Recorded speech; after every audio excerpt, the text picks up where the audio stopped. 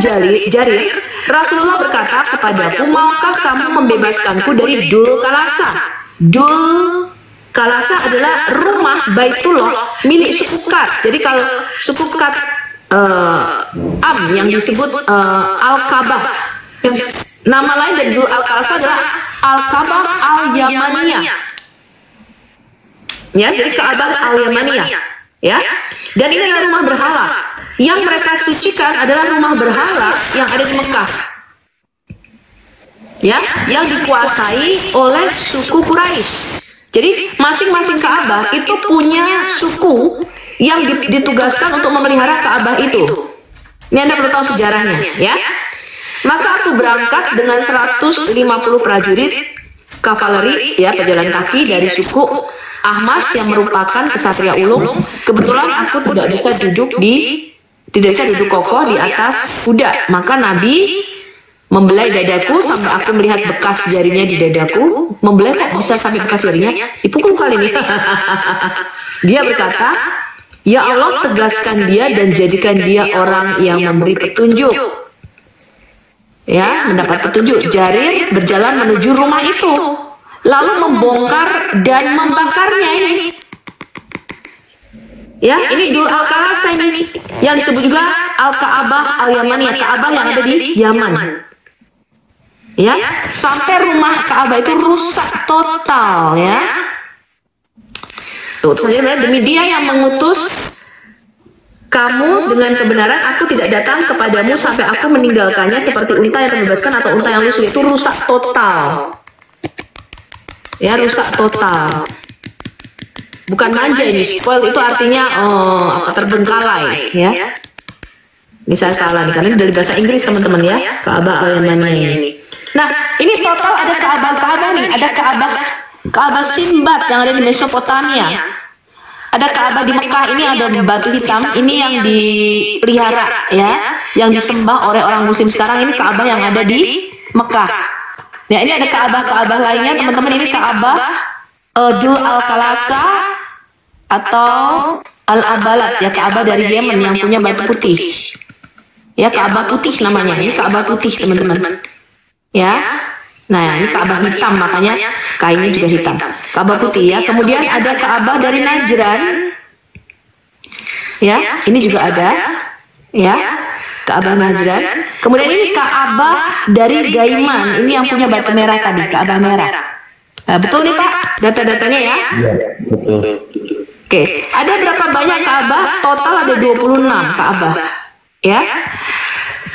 Ka'bah Dusara ini disembah oleh suku Nabatean, ya. Terus Ka'bah Dugabat ini disembah oleh Bani Ihyan, ya. Kemudian Ka'bah Al-Alaq ini disembah oleh suku Taif, ya. Kemudian ada Ka'bah Dul Al-Kalasa tadi yang disembah oleh suku Duas, ya, tadi, ya. Ka'bah Najran, ya, ini juga disembah oleh penduduk Najran sebelum mereka masuk Kristen. Kemudian Ka'bah Yaman, ya, itu yang menjadi sebuah gereja yang dibangun oleh Garnisun Aksumet di Yaman, ya, untuk menyaingi Ka'bah di Mekah. Kemudian Ka'bah Sartos ini yang ada di Iran sekarang masih ada, dan Ka'bah Jin juga masih ada. Ini Ka'bah lain, Ka'bah yang ada di Mekah, yang di sebelah, ya. Nih contohnya nih saya tunjukkan sama Anda. Ini adalah Ka'bah Sartos. Ini adalah Ka'bah Zoroaster yang sekarang masih ada di Irak, ya. Nah, ini Ka'bah Jin yang ada di Petra, ya, Petra Jordan. Oh ya sudah. Ya, itu. Ya, itu salah satu contohnya teman-teman.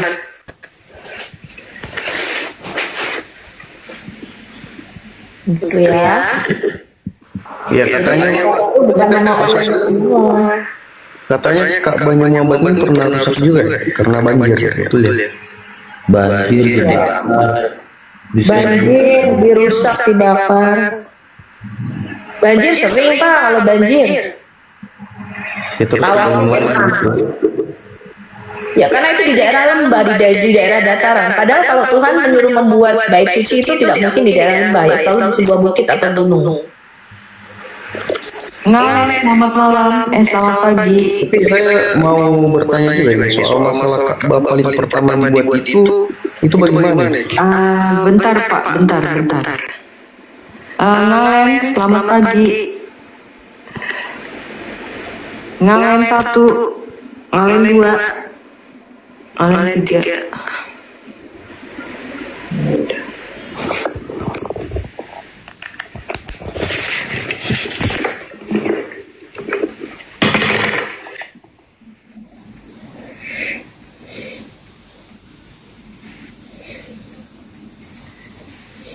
Jadi di dalam sirah Nabawiyah sendiri yang membangun Ka'bah itu bukan Abraham, tapi namanya penguasa Yemen, namanya Asad Abukar.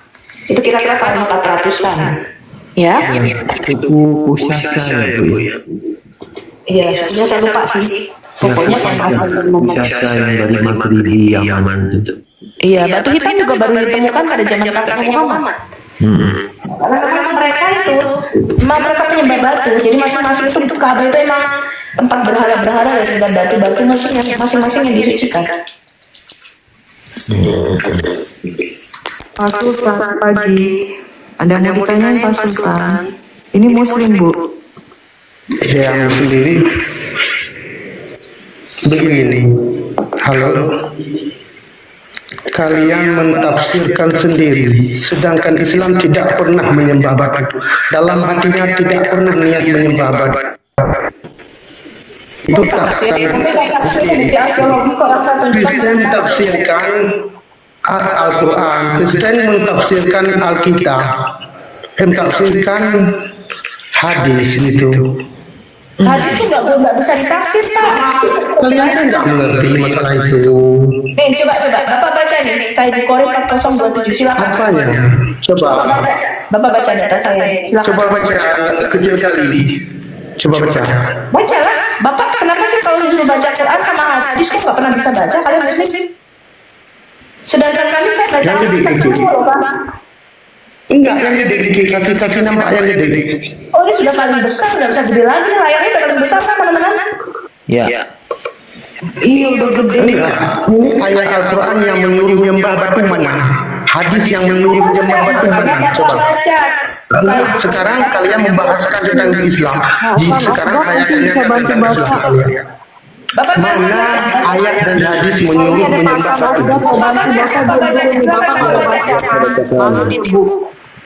Bapak baca ini Bapak. Silakan Bapak baca. Berkata dulu kami menyembah batu. Apabila kami mendapat batu yang lebih baik, maka kami melemparkannya dan mengambil yang lain. Dan apabila kami tidak menemukan batu, kami mengumpulkan segenggam tanah, lalu kami bawakan seekor kambing, kemudian kami peraskan susu untuknya, lalu kami tawaf dengannya. Tuh. Pertanyaan saya Pak, orang-orang Quraisy itu biasa menyembah batu. Ya pada zaman Bapak tahu nggak batu hitam itu ditemukan oleh siapa dan di mana ditemukannya? Coba kasih gede. Di mana siapa yang nyuruh menyembah batu? Coba. Makanya Bapak itu baca, datanya sudah saya kasih. Bapak bisa buka sendiri di Sahih Bukhari. Bapak bisa Di situ tidak ada yang menyuruh menyembah batu. Ibu mau buka Sahih Bukhari berapa Bu? Itu Pak, udah dikasih lihat itu loh di layar Pak. Bapak baca udah dibaca nama pasal itu. Kami menyembah batu. Itu kami. Mana kami siapa itu? Yang menyuruh siapa yang suruh? Kamu dibohongin Pak. Itu Nyatanya kamu bersujud ke arah batu. batu siapa? Iya kamu ternyata disuruh bersujud ke arah batu. Kamu tuh dibohong. Jadi siapa yang suruh? Siapa yang suruh? Oh nabimu. Mana? Orang-orang itu ya di Mekah di Selanjutnya itu biasa nyembah batu dan tawaf keliling batu. Itulah yang kamu teruskan sampai sekarang. Enggak, yang nyuruh menyembah batu siapa? Oh itu kan orang-orang Pagan Quraisy memang biasa nyembah batu. Makanya kamu harus meneruskannya. Yang menyembah batu itu Quraisy. Loh ini Islam tidak menyembah batu. Gimana sih? Mereka juga naik haji, ibadah haji, tawaf dengan telanjang, itu ibadahnya suku Quraisy. Itu bukan ibadahnya orang Yahudi. Di Alkitab kami tidak ada para nabi suruh kami Pak, Tapi Musa, tidak dalam Al-Quran saja tidak pernah menyembah batu. Musa, Abraham, Daud tidak pernah menyuruh kami ke Ka'bah dan mengelilingi batu hitam seperti ajaran pagan Quraisy sekalian. Ya. Tuhan Yesus tidak pernah menyuruh kami ke Mekah untuk mengelilingi batu hitam. Muhammad sudah Ini loh, kami tawaf. Tawaf itu apa, Pak? Bapak tahu nggak tawaf itu apa? Tahu itu keliling. Ya sudah, ini coba dulu kami menyembah batu dan tawaf mengelilingnya. Itu apa salahnya? Keliling. Yang ngapain keliling-keliling batu? Heran, keliling tuh jalan-jalan ke kota. Di situ nggak disebut keliling batu. Siapa yang suruh keliling Disebut batu? kami nih loh. Lalu kami tahu dengannya. Keliling Ka'bah. Mana ada kata Ka'bah di situ? Itu keliling Ka'bah. Dulu kami menyembah batu dan kami tawaf dengannya. Bapak baca nggak? Bapak baca nggak itu? Oh, itu sebelum Nabi Muhammad. Iya, Muhammad juga orang Quraisy. Menyembah batu itu sebelum Lama. Emang Muhammad dulu agamanya apa sebelum Islam? bahkan sebelum Nabi Muhammad dulu menyembah batu fakir Quraisy. Sama, Nabimu juga. Kemudian setelah Nabi Muhammad Nabimu naik haji, Nabimu naik haji 2 kali sebelum Fatu Mekah. Nabimu naik haji itu masih ada berhalanya di situ. Fatu Mekah itu baru 2 tahun. berhala di situ semuanya dihancurkan. Loh, Nabimu naik haji dua kali sebelum Fatu Mekah gitu. Kamu tahu nggak? Berhala dihancurkan Karena Ka'bah itu tempat bersejarah. bersejarah dan palang peang. Kiblat pertama umat Islam adalah di Yerusalem. Jangan bawa Yerusalem, Pak. Itu Bapak pertama. jangan bawa Jadi Yerusalem. dipindahlah ke Ka'bah.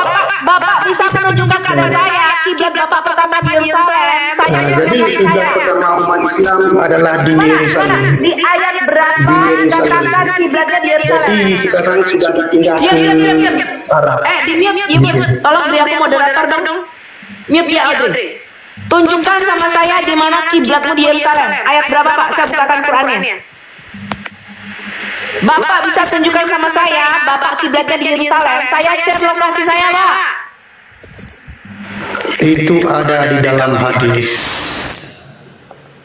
Oh, kok hadis? Perintah untuk kiblat ke Yerusalem itu perintah Allah apa perintah manusia? Allah menyuruh Di kepada mana dalam Quranmu kamu disuruh berkiblat ke Yerusalem? umat Islam itu berpedoman kepada Al-Quran dan hadis. No. Gitu. Ini buktinya saya memperlihatkan hadis kamu tidak terima. Ya, kamu jangan bilang hadis itu sebelum saya minta perkataan langsung Allahmu dari langit ke-7 yang ada di dalam Quranmu. Mana perintah kiblat ke Yerusalem? Tunjukkan sama saya. Kok saya nggak boleh ngomong? Jangan bisa cari sama saya takut ngomong. Gimana sih Pak Sultan diskusi? Saya minta perintah langsung dari Allahmu dari langit ke-7. Mana kiblat ke Yerusalem dalam Quranmu? Ayat berapa? Coba dengar dulu. Jadi masalah batu menyembah berhala itu Saya tidak mau itu Pak, saya pakai data. Dari tadi saya tunjukkan data loh. karena Dan saya pakai Al-Quran. contoh, saya minta data di mana kiblatmu di Yerusalem. Coba dengar dulu. Dalam hadis ada. Hadis berapa? Saya tidak tahu hadis. Saya minta perintah Allahmu kiblatmu di Yerusalem mana? Oke, berarti itu karangan ya. Hadis itu karangan abad ke-11. Itu bukan Teman-teman perlu tahu bahwa Sahih Bukhari dan Sahih Muslim tidak pernah menulis hadis. Muslim tidak punya manuskrip tulisan tangan Imam Bukhari dan Imam Muslim. Itu Anda perlu tahu ya teman-teman ya. Ya. Tulisan para ulama itu. Al-Quran itu Nabi Muhammad juga yang sampaikan. Hadis itu teman-teman itu baru ditimbulkan abad 13, 14, 15 dan 16. Ya, dan mereka mengatribusikan ini kepada Imam Bukhari dan Imam Muslim. Tapi tulisan tangan Imam Muslim dan Imam Bukhari yang mereka akui abad 9 itu tidak ada sama sekali manuskripnya. Waduh. Iya memang. Semuanya ada.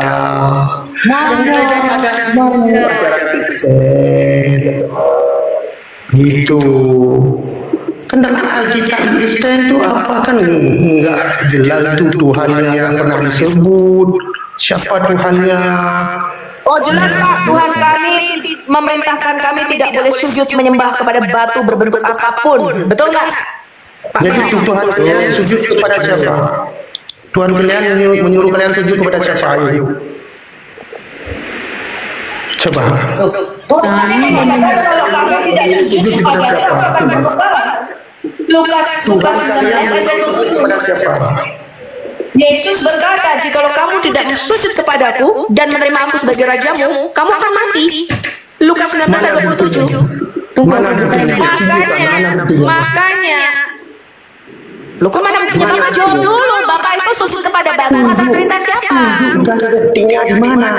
Oke, Bapak pernah bisa jawab. Ini saya tunjukkan ya atas perintah siapa Bapak sujud kepada batu. Saya baca. Baca Pak, yang di layar saya baca. Baca. Baca Kak, ini Sang Ibu Kori 132. Bukti. Baca dulu, Bapak mau baca kita tuh atau saya turunkan? Penyembah batu. Bapak mau baca kamu atau saya turunkan? Tidak pernah bisa jawab. Gak pakai sama dengan Kocok aja dulu. Kosimah ya. Pakai data sini. 92. Cuman ada beda kata-katanya. Kalau dari Ibn Khosimah itu dikatakan bahwa Nabi menggunakan untanya berkeliling, dan setiap rukun Hajar Aswad, beliau berhenti dan mengangkat tongkatnya sambil berkata Allahu Akbar. Jadi kalau mengangkat tongkatnya pada batu hitam itu seraya mengatakan Allahu Akbar. Jadi batu itulah yang Allah itu. Kalau membaca dari hadis ini begitu. Ini buktinya. Dan ini ingat, kalau kita baca dari Sirah Nabawiyah ya, Muhammad itu pernah 2 kali berhaji dan dia ikut panjang keliling tawaf karena perintah menggunakan pakaian itu lama digunakan oleh Abu Bakar.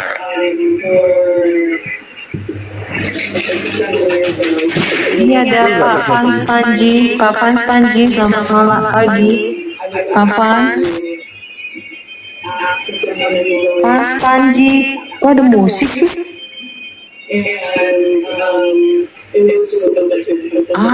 Ini orang. Ampun deh musik.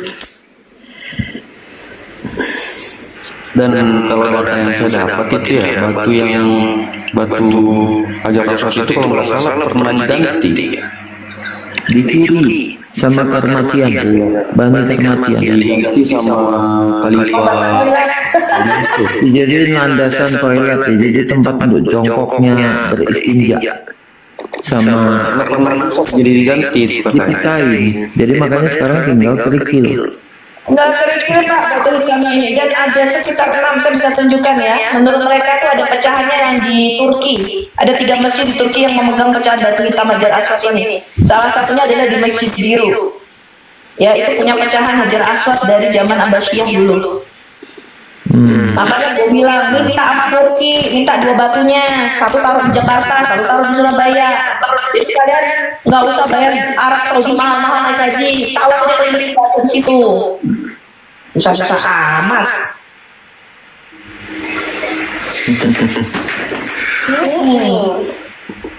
batunya pernah hilang, malah di sini. Bayar mahal keliling batu. Victor Ini biasa Turki. Turki punya pecahannya tuh ada 6 kerikil. Victor Tam pagi, Pak.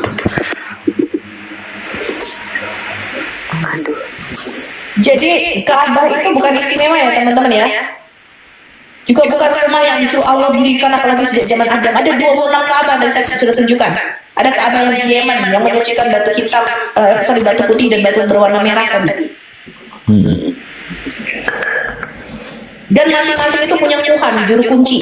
Jadi ada salah satu suku yang memang semacam ditugaskan untuk menjaganya. Kebetulan yang di Mekah itu suku Quraisy ya.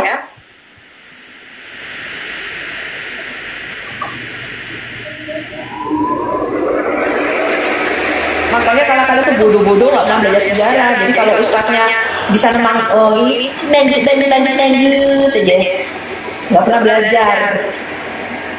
Belajar arkeologi, belajar sejarah itu penting teman-teman.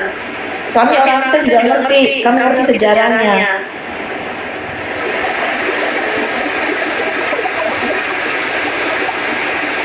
Makanya kita pertanyakan siapa tuh? Kalian mengatakan kami mengikuti ajaran Yesus. Yesus dan para nabi tidak pernah menyuruh kita untuk nyembah batu hitam, batu putih, batu Muhammad. Apalagi keliling Ka'bah. Di dalam sirah Nabawiyah Muhammad naik haji 2 kali, betul nggak Pak Meo? Sebelum masuk Mekah. Betul, 3 kali. Yang 2 kali pertama itu bertelanjang, ikut tawaf bersama orang-orang Quraisy. Iya, Muhammad Ya, itu telanjang. Tapi kemudian pada tahun hijrah kedua, ya. Halo Mbak, selamat malam. Selamat pagi, Bapak. Pagi ya. Iya. Bapak Muslim kah? Belum jelas. Nggak bisa di KTP apa? Kalau nggak jelas diturunin Pak. Ya masih 50-50. Lo enggak di KTP 50-50 Oh di KTP saya Islam. Oh iya, ada yang mau disampaikan Pak? Silakan. Saya mau tanya boleh nggak ya tentang Yesus? Bapak mau tanya, kita jelasin, Bapak dengerin. Lalu gini loh, Bapak jangan bantah data saya, Bapak cari tahu. Yang saya tunjukkan itu saya semua ada referensinya, ada datanya. Oh, Bapak screenshot, ya, Bapak cari tahu, Bapak belajar, betul nggak yang saya katakan itu, gitu ya? Kalau saya dari akarnya aja Mbak ya. Jadi asal usul Tuhan Yesus, asal usul Tuhan Yesus itu dari mana gitu?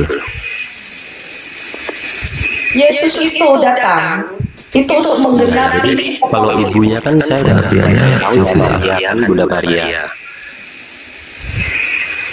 Yesus itu datang sebagai Mesias Pak. Jadi para nabi itu memberitakan tentang Injil. Kamu tahu apa itu Injil? Iya dia kan ibunya. Bapak nanya selesaiin dulu, nanti kalau udah dijawab diem ya Pak ya. Kalau nggak diturunin. Enggak, diam dulu Pak. Bapak nanyanya aja belum jelas dia. Kita udah Ibu Sofi udah jawab, dia masih ibunya siapa. Jadi kayak tektokan gitu. Yang jelas gini Pak, Bapak sampai semua yang Bapak mau tanya nanti dijelasin gitu. Iya. Tolong jelasin. Bapak selesaikan dulu pertanyaannya, baru nanti kita jawab. Supaya ketika kita jawab Bapak jangan ngomong. Silakan Bapak selesaikan dulu pertanyaannya. Apa yang Bapak mau tahu? Silakan. Ya, saya jelasin Pak ya. Saya mau nanya tentang Tuhan Yesus. Kalau Tuhan Yesus itu kan dilahirkan dari Bunda Maria. Nah itu ayahnya siapa? Kan sebagai manusia. Kalau sebagai manusia itu kan harusnya ada asal usulnya. Kayak si kakeknya, si neneknya, terus sampai ke akarnya gitu. Oke. Itu maksud saya gitu. Itu aja. Belum selesai kali dia. Masih ada lagi nggak?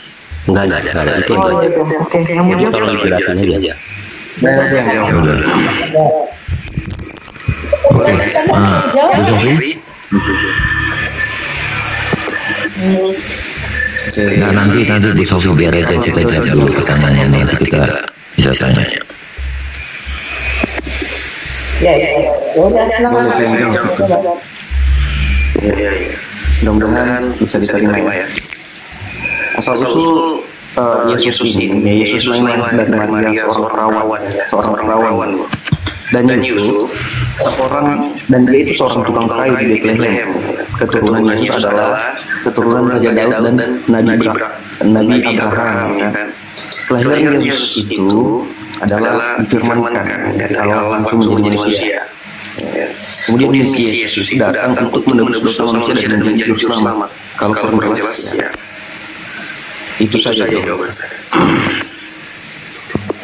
Jadi Kalau Yesus itu Pak, di dalam Alkitab kita ada di dalam Matius 1 pasal 1 Bapak baca, ya. Itu adalah Dicatat, Pak. Matius itu menceritakan dari mulai Abraham. Jadi Matius itu membuka Injilnya dengan kata inilah Injil Yesus Kristus anak Daud anak Abraham. Nah, Bapak perlu tahu bahwa orang Yahudi itu kalau Bapak baca itu selalu mencatat nama-nama ini lahir dari siapa, dan catatan ini itu disimpan di bait suci. Sebelum bait suci di Yerusalem dihancurkan tahun 70 Masehi, ya, tahun 70 Masehi itu bait suci di Yerusalem, bait suci yang ketiga ini dihancurkan, ya. Itu mereka menyimpan catatannya di situ. Tahun 70 itu dibakar, sehingga sekarang ini mereka susah menelusuri. Yang tahun 1948 bangsa Israel kembali menjadi bangsa, itu mereka susah untuk menelusuri silsilahnya.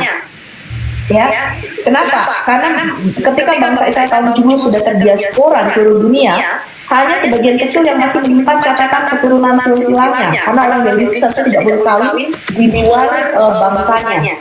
Ya, tetapi pada tahun 70 Masehi, pada zaman Kristus itu kira-kira awal abad tahun 30-an sampai tahun 40-an ya, sampai tahun sebelum tahun 70 Masehi, itu silsilah itu disimpan di bait suci, Pak. Jadi siapa memperanakan siapa itu dicatat terus, dan itu mereka punya bukunya. Sampai sini paham, Pak? Sehingga Maria kemudian bertunangan dengan Yusuf itu mempunyai ayah siapa itu dicatat di dalam bait suci. Nah, tetapi di dalam Matius 1 dan Lukas 3 itu ada dua silsilah yang dicatat di situ, dan itu mempunyai perbedaan sedikit. Ya, dari Matius ini menelusuri sampai jalur ke Salomo, sedangkan yang di Lukas menelusuri dengan jalur Nathan. Ya, ini yang membedakannya. Jadi dari Daud, karena Mesias itu dijanjikan dari anak Daud, dia menelusuri sampai jalur Salomo. Dia lebih simpel yang di Matius ini silsilahnya. Ya, anak Daud, anak Abraham. Kenapa Matius menulis inilah silsilah Yesus Kristus anak Daud, anak Abraham? Karena Matius mau menekankan bahwa Yesus Kristus adalah Al-Masih, dia adalah Mesias. Mesias itu harus dari anaknya Daud. Maka Yesus ketika hidup itu dia disebut anak Daud, kasihanilah aku. Ya, bukan saudara perempuan Daud, apalagi seperti dalam Quran saudara wanita siapa tuh? Saudara perempuan Harun, bukan. Ya, anak Daud itu menunjukkan dia itu keturunan Daud. Karena Tuhan berkata dari benih Daudlah Mesias akan dilahirkan. Nah, terutama dari anak Abraham. Kenapa disebut anak Abraham? Karena dengan Abraham Allah mengadakan perjanjian sunat. Perjanjian sunat adalah perjanjian antara Allah dengan Abraham, bukan saja bahwa keturunannya akan menguasai tanah Kanaan pada waktu itu, tetapi juga bahwa Mesias itu harus dilahirkan dari keturunan benih Abraham. Maka yang disunat itu titiknya, Pak. Ya, kenapa titiknya disunat? Karena itu perjanjian Mesias akan dilahirkan dari benih atau spermanya Abraham. Sedangkan Anda sebagai muslim, Anda tidak tahu kenapa Anda sunat. Nah, itu problemnya. Makanya berkali-kali saya tanya, kamu mengatakan sunat, kamu tahu nggak kapan dan siapa dan untuk apa perjanjian sunat itu diadakan? Sunat itu diadakan karena Tuhan itu berjanji bahwa Mesias itu harus lahir dari benih Abraham. Setelah Yesus dilahirkan, maka kita sebagai orang yang menerima Yesus sebagai Tuhan, sunat itu bukan wajib, melainkan yang diwajibkan adalah sunat hati. Tapi sunat secara lahiriah itu tidak wajib, karena kalau sudah digenapi, perjanjian itu kalau sudah digenapi tidak perlu lagi Pak dilakukan. Contoh nih, kalau saya punya perjanjian hutang dengan Anda, oke Pak EN, saya bikin ya, oke Bu, saya bikin perjanjian hutang berapa lama? Saya cicil deh 3 tahun Pak. Ya bulan saya cicil nih $500, saya hutang sama Bapak. Ya, setelah saya lunasi Pak 3 tahun kemudian, maka perjanjian ini otomatis tidak berlaku lagi. Sampai sini paham Pak? Dari situnya saya paham. Iya, ya. Ada lagi nih Pak. Pada umumnya kan Tuhan Yesus, Tuhan itu kan Maha Pencipta, benar nggak Pak? Keliru. Keliru ya? Keliru. Keliru ya? Ya, ya, jadi gini, di Kristen, ya, di Kristen kita mengenal yang bedanya Tuhan dan Allah. Untuk biarin dulu. Iya, Tuhan dan Allah. Ya, Tuhan itu artinya penguasa. Ya nggak tahu terus. Kenapa? Karena Yesus mengatakan pada Dia telah diberikan kuasa langit dan bumi. Kuasa. Tapi Allah itu adalah yang mengkreasikan segala sesuatu. Jadi sang sumber itu Allah. Tapi kuasa untuk menjadikan eksekutornya itu adalah firman dari Allah itu, dan firman itu yang bernuzul menjadi manusia yang kita namai Yesus. Jadi di sini kekristenan itu sumbernya dari sini. Jadi makanya kalau ditanya siapa bapaknya Yesus, bapaknya nggak ada. Dia tidak ada campur tangan manusia dalam kehamilan Maria. Jadi Maria itu dipakai kandungannya oleh Allah untuk menunjukkan firman-Nya, firman Allah itu, kalimatullah itu menjadi manusia yang kita kenal dengan nama Yesus. Dan rohnya dari mana? Roh Kudus, Roh Hulullah.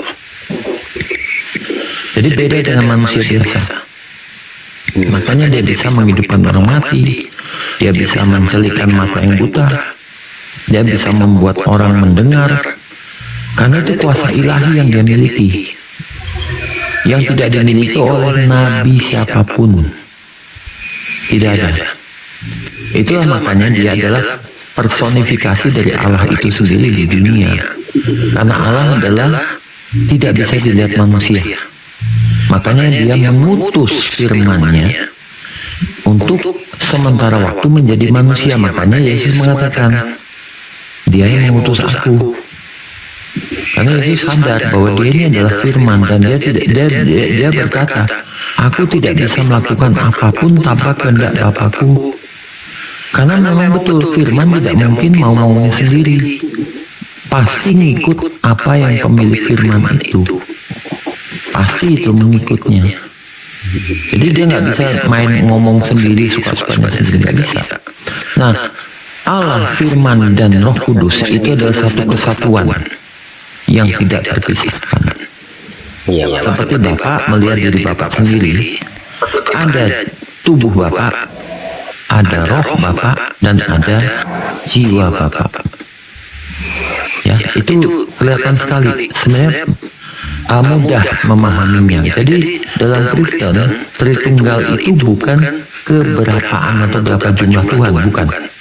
Tapi kebagaimanaan Allah itu dijelaskan dengan konsepsi Tritunggal itu.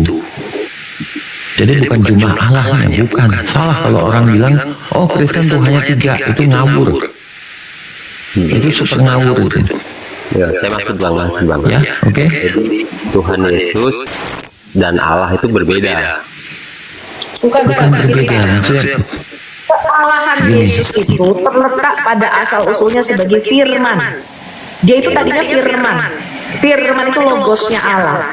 Ya, firman inilah pencipta segala sesuatu. Disitulah Yesus sebagai pencipta terletak pada asal usul sebagai firman. Itu bukan manusia Pak, seperti Anda dan saya. Ya, kemanusiaannya sebentar, dengar. Kemanusiaannya ini disebut Kristus atau Mesias. Lah Mesias itu Tuhan di bumi Pak. Mesias itu penguasa. Ya, makanya ketika itu dikatakan hari ini telah lahir bagimu Kristus Mesias Tuhan di kota Daud. Kenapa? Karena Allah itu roh. Dia itu nggak bisa langsung Pak. Dia mau menghakimi Anda dan saya. Karena dia roh, dia itu nggak punya wujud. Ya, karena hakikatnya ruah, dia tidak kelihatan. Sehingga ketika dia mau menghakimi Anda dan saya, maka firman-Nya inilah Allah yang mempunyai wujud inilah yang akan menghakimi Anda dan saya. Nggak mungkin dong Anda dan saya akan dihakimi menghadap lalu nggak jelas mana yang mau menghakimi nggak kelihatan. Kan nggak mungkin. Ya, sama seperti contoh nih Pak, kalau saya hanya punya roh, saya mau bicara sama Bapak, bisa nggak Bapak mendengarkan saya? Bisa nggak Bapak tahu yang bicara siapa? Saya nggak kelihatan. Nggak mungkin dong, saya harus menggunakan tubuh saya supaya Bapak bisa mengetahui pikiran saya. Nggak mungkin Pak, pikiran saya ini kemudian saya transferkan ke Bapak, itu kan nggak mungkin. Pikiran saya ini harus saya transferkan lewat perkataan dari keluar dari mulut saya sehingga Bapak tahu, oh ini loh maksudnya Bu Sofi, kan begitu. Harus menggunakan satu materi. Kenapa? Karena Anda dan saya itu adalah makhluk dimensi ketiga yang mempunyai fisik, mempunyai materi, sehingga kalau ada makhluk roh itu mau berkomunikasi dengan kita, dia juga harus menggunakan wujud fisik supaya kita bisa lihat ini yang ngomong siapa, gitu loh Pak. Oh gitu ya. Ini ada lagi ini Mbak. Ya, sampai juga ya. Jadi si Maha Pencipta siapa?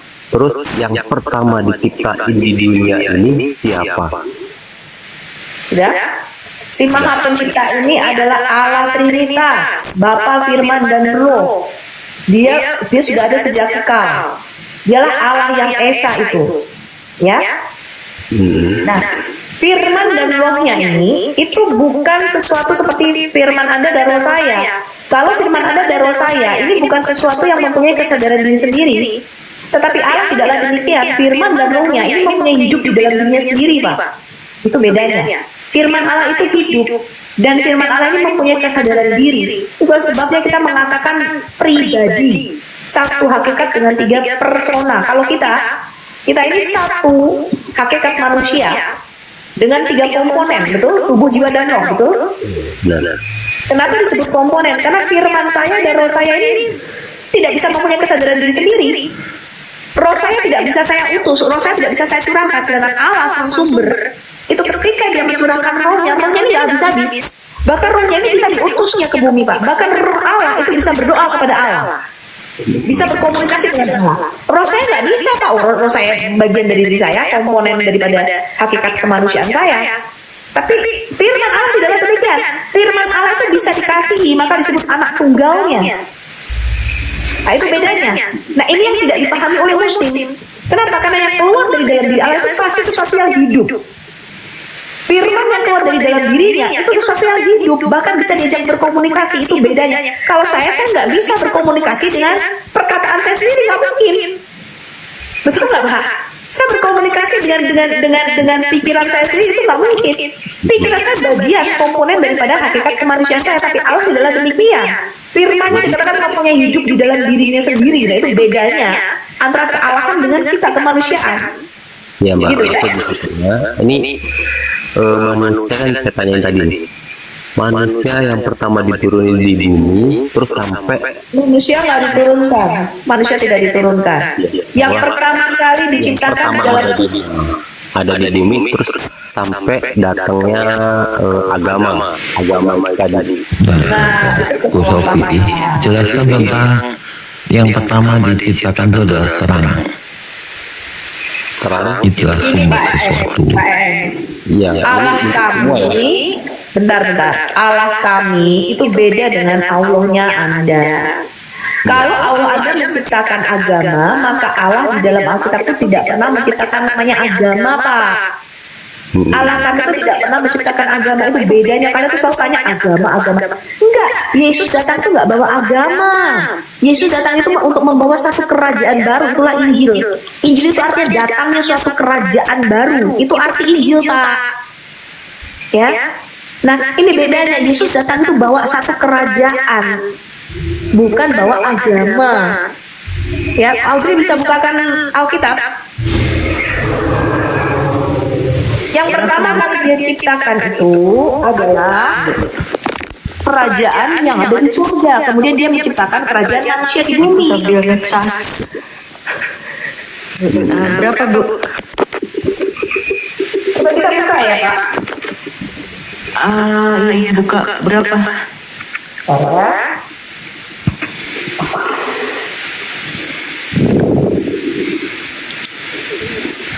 Pak Eeng, Ya. coba dicatat ya, Bapak coba baca Alkitab dari Yohanes dari Berapa, Bu? ayat 1 sampai 14. Bu Sofi. Lukas 11. Cuman kan ini untuk penjelasan Iya. semua itu biar tahu Bang. Semua itu tahu gitu, Bang. Iya. Kalau di Alkitab Beneran, Pak Meong, bentar, Pak Meong. Berapa, Bu? Lukas 17 ayat 20 dan 21 bacakan. Lalu kita baca Markus 17. Lukas 17 ayat 17 21. 20 dan 21. 20 dan 21. Coba ini apa? Apa yang dibawa oleh Yesus ketika Yesus datang?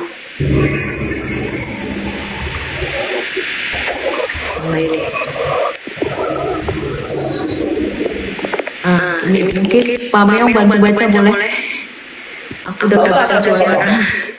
Orang Yahudi itu tidak tanya apakah Yesus membawa satu agama. Ini bukan konsep di dalam Alkitab kita agama, Pak.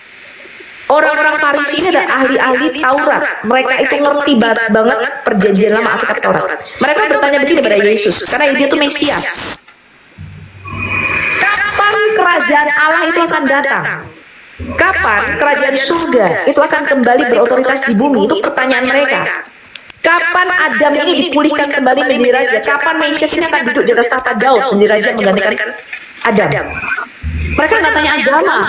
Lalu Yesus menjawab begini, kerajaan Allah datang tanpa tanda-tanda lahiriah. Juga orang tidak dapat mengatakan, lihat, ia ada di sini atau ia ada di sana. Sebab sesungguhnya kerajaan Allah ada di antara kamu. Kita buka Markus 9 ayat 1. Kalau kita buka Lukas 1. Untuk apa Yesus datang ya? Markus 9 ayat 1. Ini kebanyakan orang Kristen juga nggak paham. Kita lihat Markus 9 ayat 1. Kata Yesus kepada mereka, aku berkata kepadamu, sesungguhnya di antara orang yang hadir di sini, para muridnya pada waktu itu, ada yang tidak akan mati sebelum mereka melihat kerajaan Allah datang dengan kuasa. Jadi Yesus datang itu membawa satu Injil, yaitu membawa datangnya suatu kerajaan baru. Injil itu artinya suatu pemerintahan atau kerajaan baru sudah datang. Itu arti kata euangelion, Pak. Ya, lalu kita lihat untuk apa Yesus datang. Lukas 1 ayat 30 sampai dengan 33. Dia nggak pernah datang bawa agama. Kenapa? Karena pada mulanya Allah nggak pernah ciptain agama. Kita lihat Lukas 1 ayat 30. Kata malaikat Gabriel kepada Maria, jangan takut hai Maria, sebab engkau beroleh kasih karunia di hadapan Allah. Sesungguhnya engkau akan mengandung dan melahirkan seorang anak laki-laki, dan hendaklah engkau menamai dia Yesus. Kita lihat ini, untuk apa Yesus datang? Bukan bawa agama. Ia akan menjadi besar dan akan disebut anak Allah yang maha tinggi. Dan Tuhan Allah akan mengaruniakan kepadanya apa? Coba Audrey turun. Gercep.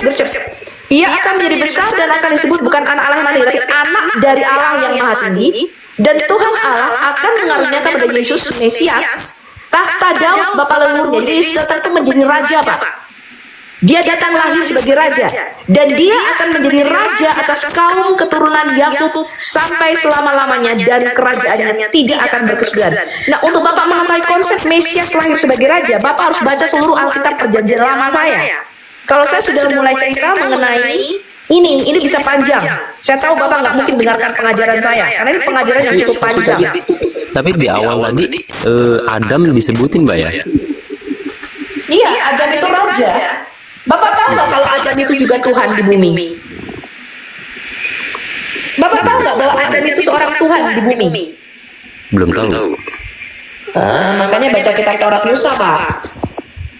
Adam itu diciptakan beda dengan dalam Qur'anmu. Kalau dalam Qur'anmu tidaklah aku menjadikan manusia dan jin kecuali untuk menyembahku, betul? Kalau di dalam Alkitab, ketika Allah menciptakan Adam, dia bukan menciptakan Adam di surga. Kata Adam itu dari kata tanah, Pak, dari kata Adamah. Adam itu diciptakan untuk menghuni bumi, menghuni eretz, menghuni tanah. Ya, makanya nggak mungkin Adam itu di surga. Surga atau kerajaan roh itu tidak boleh dihuni oleh manusia, Pak. Surga itu punya penghuninya sendiri. Di dalam Alkitab kita, penghuni surga itu disebut makhluk roh. Sampai sini paham, Pak? Allah itu pada mulanya dia menciptakan dua kerajaan. Kerajaan surga itu kerajaan roh, kerajaan yang tidak kelihatan.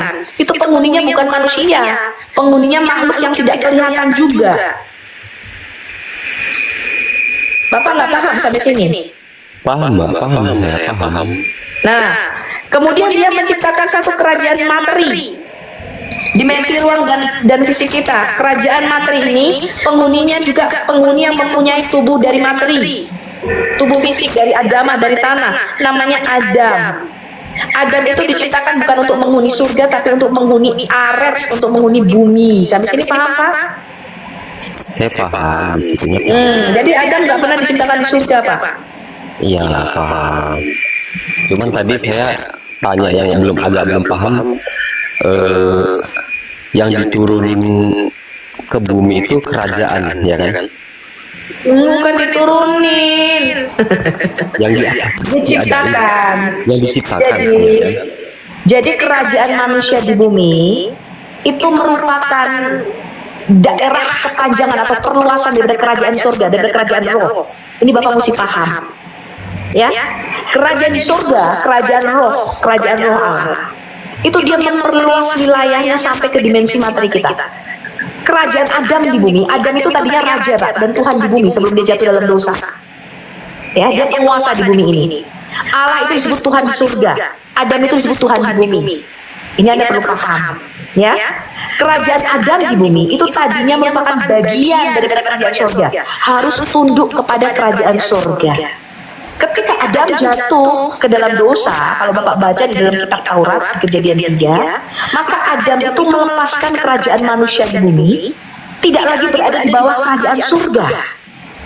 Adam itu melepaskan otoritas kerajaan manusia di bumi, berada di bawah satu kerajaan lain. Dia menjual kerajaan kita, Pak, yang manusia yang ada di bumi, yang tadinya kita berada di bawah kekuasaan kerajaan surga. Dia melepaskan kerajaan manusia di bumi itu kepada satu kerajaan lain. Dia menjual kita kepada satu otoritas lain. Alkitab menyebutnya sebagai kerajaan kematian atau kerajaan kegelapan. Penguasanya adalah iblis. Ini Bapak perlu tahu. Sehingga sejak Adam jatuh ke dalam dosa, maka kita semua manusia berada di bawah satu kerajaan kematian. Maka Anda dari situ harus mati. Di bawah kerajaan kematian ini ada kutuk, ada sakit penyakit, ada penderitaan, ada ketelanjangan, ada kemiskinan, ada keterpisahan dari Allah. Kenapa? Karena arti kata kematian itu adalah terpisah dari Allah. Sampai sini paham?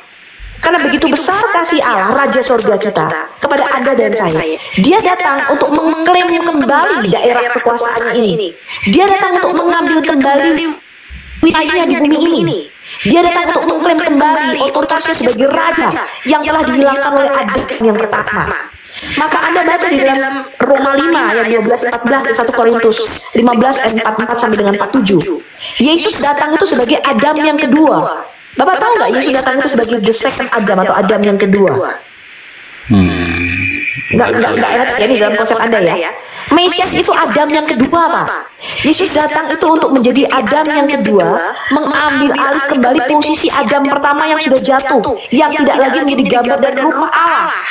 Dia tidak lagi berfungsi sebagaimana ketika Allah pertama kali menciptakan Adam.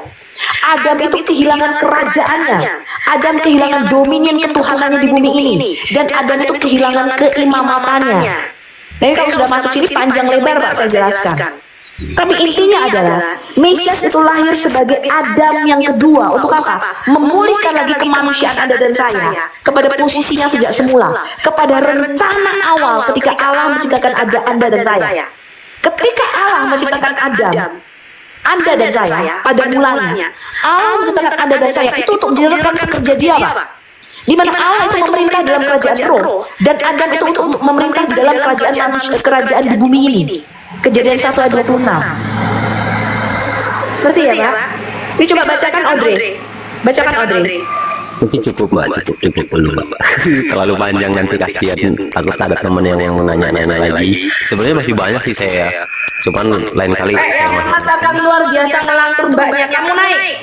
Saya jelasin kamu, kalau kamu bisa jawab satu pertanyaan saya akan mualaf saat ini juga. Coba saya tanya kepada Pak Eeng. Saya tanya kepada Pak Eeng. Apakah Allah itu maha baik atau maha penyesat? Menurut Bapak? Baik. Kalau Allah itu baik, menurut Bapak, kenapa kita hidup di dunia yang penuh dengan kemiskinan, kelaparan, ketelanjangan, Anda dan saya hidupnya berat dan susah? Kenapa ada sakit penyakit dan terutama kenapa Anda dan saya harus mati? Coba Bapak jawab menurut agama Islam Anda. Ada satu Islam yang bisa jawab pertanyaan saya mualaf hari ini juga. Dengar ya Audrey, ada satu Islam yang bisa menjawab pertanyaan saya, mengapa ada sakit penyakit, ada kematian, mengapa Anda dan saya harus mati? Saya saat ini syahadat. Betul nggak Pak Abid Meong? Saya ikut, Bu. Jangan Bu, nanti kadang ada yang udah nyontek kita kan tahu Bu jawabannya. Saya ikut, Bu. Maksudnya gimana sih? Kenapa Saya jadi gugup. Saya kasih tahu Anda. Saya nggak gugup, saya nggak ada. Pertanyaan saya sejak dulu. Di pikiran saya nggak ada fanatik ya sama agama lain, saya nggak ada. Bu Winef, sabar Bu Winef, sabar. Ya, bukan hanya Pak Eng, Muslim naikkan satu, ya, yang mengatakan saya ngelantur. Itu pertanyaan saya sejak dulu Pak Eng. Ketika orang mencoba menginjili saya, dia bilang sesuatu Tuhan itu baik, Tuhan Yesus itu baik. Saya bilang kalau Tuhan baik, kenapa saya dibully sama orang? Kenapa orang jahat sama saya? Kan gini loh Mbak. Nih Mbak, saya jelasin. Kalau saya ngomong Bapak jangan ngomong, nanti Bapak katakan. Wah, bisa naik sendiri ya. Jadi semua ini biar dengar juga. Kalau salah ngomong Bapak Tanya dari akarnya. Iya, Bapak diam dulu. Saya lagi jawab yang di bawah. Saya lagi jawab yang di live chat. Bapak diam dulu. Ya, kalau saya ngomong Bapak diam. Itu pertanyaan saya sejak dulu. Kalau memang Tuhan itu baik, kenapa ada sakit penyakit di dalam keluarga saya? Kenapa saya mati? Itu pertanyaan saya.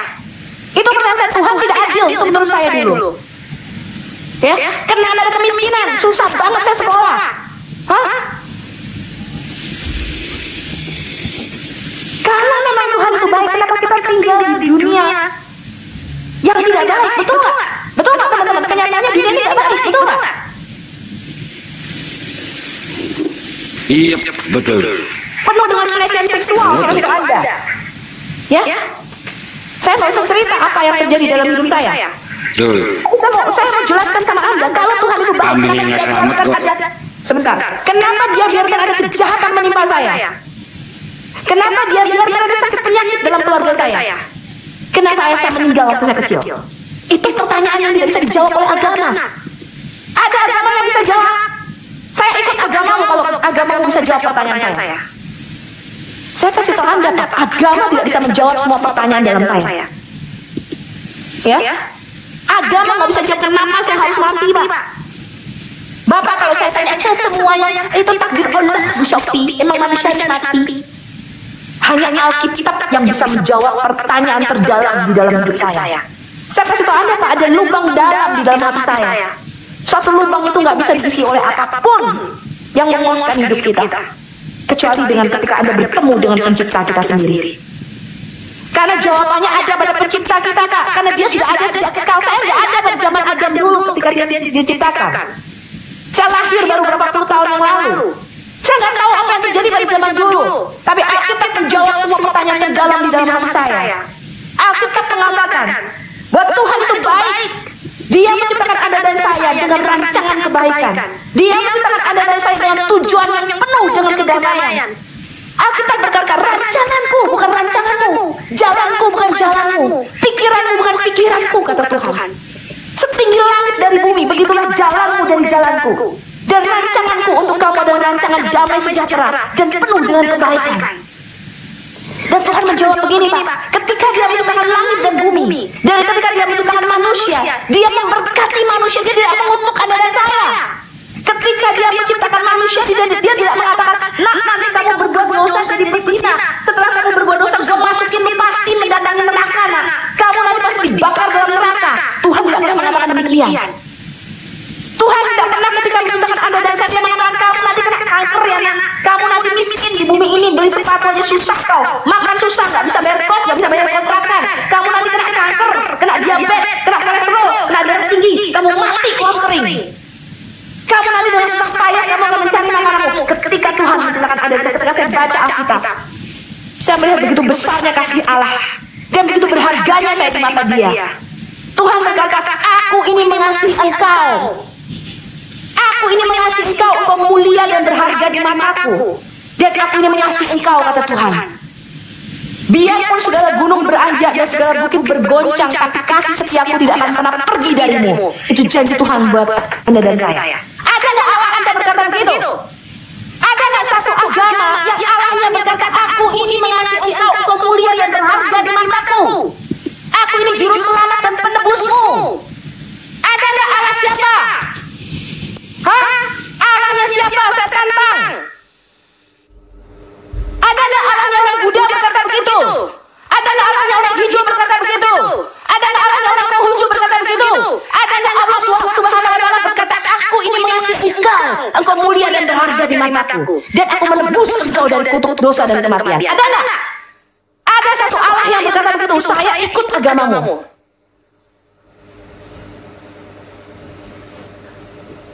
Kamu yang di bawah, yang dengarkan saya di live chat, naik ke atas, tunjukkan sama saya. Ada satu Allah agama mana saja di dunia ini, dari 3 juta agama di dunia ini. 3 juta agama di dunia ini, satu Allah yang berkata, dia mengasihi saya. Saya biji matanya. Allah saya berkata, engkau biji mataku. Aku mengasihimu. Engkau mulia dan berharga di mataku. Allah berkata, sekalipun orang tuamu meninggalkan engkau, sekali-kali aku tidak akan meninggalkan engkau. Allah mama yang pernah berkata begitu, saya ikut Allah kalian. Bu, ini bentar Bu, aku sapa dulu ya. Fans Panji, pagi. Bapak Muslim atau Kristen? Fans Panji, fans. Ini yang tadi Bu. Oh udah ya. Makanya dibilang Bermaksud pada dia. Allah agama, makanya Allah bangsa mereka itu berhala dan ngomong kosong bullshit semua. Gak ada itu agama-agama lain. Betul Pak Mel? Teman-teman moderator, maaf ya, kalau lagi pengajaran tolong jangan menaikkan orang-orang apalagi dia muslim ya, tolong lanjut Bu. Saya kasih tahu Anda Pak tidak ada agama manapun yang bisa menjawab pertanyaan terdalam kita. Kalau Anda tidak pernah bertanya itu mungkin hidup Anda cuek dengan kehidupan Anda. Tapi saya dulu selalu bertanya, kenapa ada hal buruk terjadi dalam hidup? Dan jawabannya hanya ada di dalam Alkitab. Hanya Alkitab yang bisa menjawab pertanyaan itu. Baru saya tahu betapa besarnya kasih Allah. Alkitab mengatakan inilah kasih itu. Bukan kita yang mengasihi dia. Dia yang lebih dulu mengasihi kita ketika kita berdosa. Dia mati bagi saya di atas kayu salib bagi dosa-dosa Anda dan saya. Maka di atas kayu salib yang Anda suka hinakan orang muslim, dia telanjang. Kenapa Tuhan mau telanjang? Tapi saya melihat betapa besar saya yang harus ditelanjangi karena dosa saya. Saya yang harus dipermalukan karena segala dosa-dosa saya. Ketika saya pertama kali bertobat, teman saya datang, ih salibmu gede sekali katanya. Saya bilang iya karena dosa saya besar. Karena saya seorang pendosa besar. Karena dia telah menebus kita dengan darah yang mahal. Itu yang kalian mungkin tidak pernah bisa paham. Kalian tidak pernah bisa paham betapa besarnya kasih Allah pada kita. You don't grab the concept. Kalian mencoba tebus dengan dia. Untuk bagaimana kalian tutup kotor dan najis. Segala sesuatu ditimbulkan dari dalam hati kita pun najis dan kotor. Bagaimana mungkin kita bisa menebus dosa kita sendiri? Gak mungkin teman-teman. Gak mungkin Anda dan saya bisa menebus dosa kita sendiri. Tapi Allah berkata ini, berperkalah dengan aku. Dosamu semerah kirmizi, aku akan jadikannya putih seperti salju. Sekalipun merah seperti kain kesumba, aku akan jadikan putih seperti bulu domba. Betapa besarnya kasih Allah bagi kita. Anda gak bisa paham ini. Kenapa? Karena Anda diciptakan dari air mani hina di dalam Quranmu. Allah gak pernah berkata kepada bahkan Allah berkata kamu diciptakan dari air mani. Ketika Quran sama banyak Alkitab itu jauh lebih tingginya langit dari bumi. Betul nggak Mel? Betul. Bisa di dalam Quran berkata kita ini hina. Allah berkata cinta kuat lebih kuat daripada maut. Dan Tuhan berkata apa? Aku akan menyusul kamu ke dalam dunia kematian dan mengangkat kamu dari sana. Dikatakan cinta bahkan lebih kuat daripada kematian. Begitu besarnya cinta Allah kita lebih kuat daripada kematian. Dia bahkan mati bagi Anda dan saya karena cintanya lebih besar. Dia rela dihina loh jadi manusia. Ya kan Tuhan kok jadi manusia, pencipta kok jadi manusia kok hina? Karena cinta. Jawabannya satu, karena begitu besar kasih Allah.